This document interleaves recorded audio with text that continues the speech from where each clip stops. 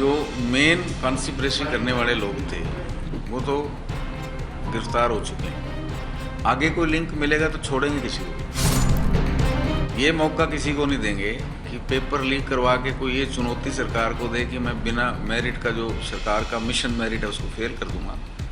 Mission merit ऐसे ही जारी रहेगा।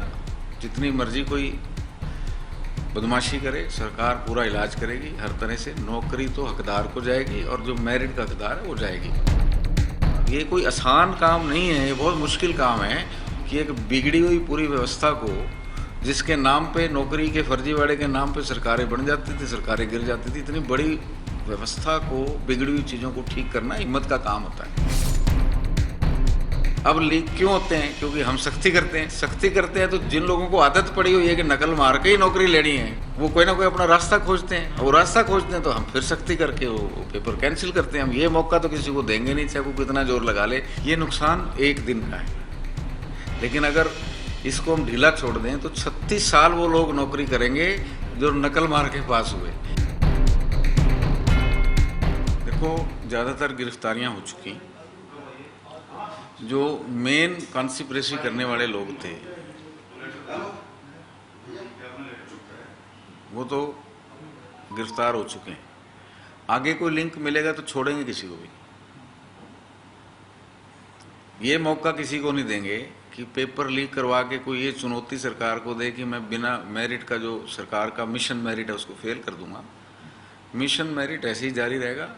जितनी मर्जी कोई बदमाशी करे, सरकार पूरा इलाज करेगी हर तरह से। नौकरी तो हकदार को जाएगी और जो मेरिट का हकदार है वो जाएगी। और ये हम इसलिए भी करना चाहते हैं कि इतने साल के स्ट्रगल के बाद पहली दफ़ा कोई ऐसा व्यक्ति चीफ मिनिस्टर बना जिसने हिम्मत करी कि भी मैं इस कैंसर की बीमारी को, जो नौकरियों के नाम पे फर्जीवाड़ा होता था, मैं इस कैंसर की बीमारी को जड़ से काट दूँगा। ये उनकी विल पावर है। अदरवाइज हर पॉलिटिशियन इस तरह के फैसले ले नहीं सकता। ये कोई आसान काम नहीं है, ये बहुत मुश्किल काम है कि एक बिगड़ी हुई पूरी व्यवस्था को, जिसके नाम पे नौकरी के फर्जीवाड़े के नाम पे सरकारें बन जाती थी, सरकारें गिर जाती थी, इतनी बड़ी व्यवस्था को, बिगड़ी हुई चीज़ों को ठीक करना हिम्मत का काम होता है। ये जिस तरह से, क्योंकि ये पहला पेपर लीक नहीं है, विपक्ष भी आरोप लगा रहा है कि 28वां पेपर लीक है सरकार का, तो ऐसा कोई मैकेनिज्म डेवलप किया जा रहा है कि पेपर लीक ना हो, क्योंकि जो इसमें लोगों को डिले हो जाता है।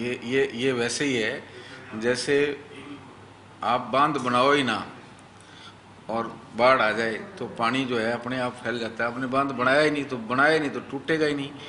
पहले क्या होता था, नौकरी पेपर चेक ही नहीं होते थे, नकल चेक ही नहीं होती थी।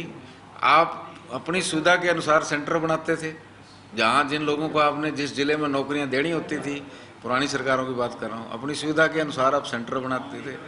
और वहाँ पुलिस को ये हिदायत होती थी भी अपने बालक हैं, पेपर पास करने देना भाई, छेड़छाड़ नहीं करनी।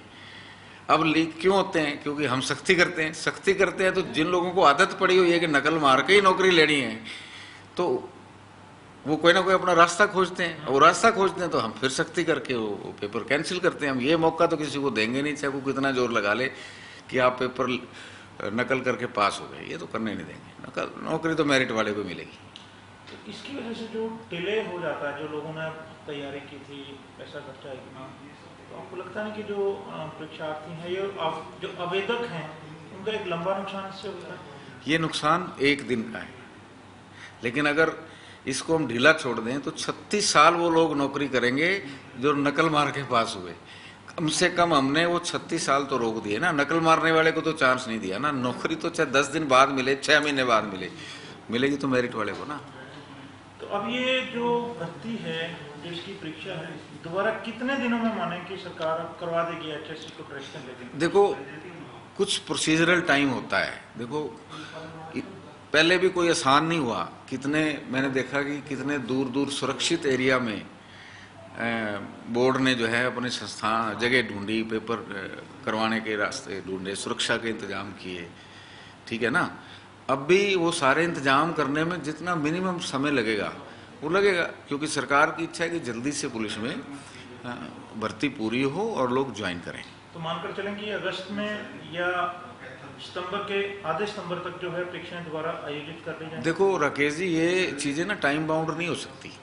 मैं आपसे छोटा सा एग्जांपल देता हूँ। हम घर में अपनी किचन में छोटी सी करेक्शन कराते हैं। घर में मियाँ बीबी सलाह करके कहते हैं तो 2 घंटे का काम है, हमने मिस्त्री लगा दिया, पता लगा उसमें भी हफ्ता लग गया। क्योंकि जैसे आप आगे बढ़ोगे, इंतजाम करना शुरू करोगे, ये चेंज वो चेंज। अब एक बार अगर पेपर लीक हुआ है तो 25 बार सोचा जाएगा कि यार इस लीकेज का क्या कारण था, उसको कैसे स्टॉप किया जाए। समय लग सकता है पर न्याय तो हकदार के पक्ष में है। आने वाले समय में जितनी परीक्षाएं होंगी उसका मैकेनिज्म इस तरह से डेवलप करेंगे कि पेपर लीक ना हो, नकल ना हो। हर बार ये कोशिश होती है, लेकिन क्योंकि हरियाणा में ये बीमारी कैंसर की तरह फैली हुई है, एक तरफ से सर्जरी करके कैंसर काटते हैं, दूसरी तरफ फैल जाता है, क्योंकि आदत पड़ी हुई है, बहुत पुरानी आदत है। इसको हम तोड़ेंगे और तोड़ के इतना ठीक कर देंगे कि एक दिन लोग ही आदी हो जाएंगे कि भाई नकल करने का कोई फायदा नहीं, अपनी तैयारी कर लो, वही अच्छा है। हमसे जुड़े रहने के लिए हमारे YouTube चैनल को सब्सक्राइब करें और नई वीडियो की नोटिफिकेशन के लिए बेल आइकॉन को दबाएं।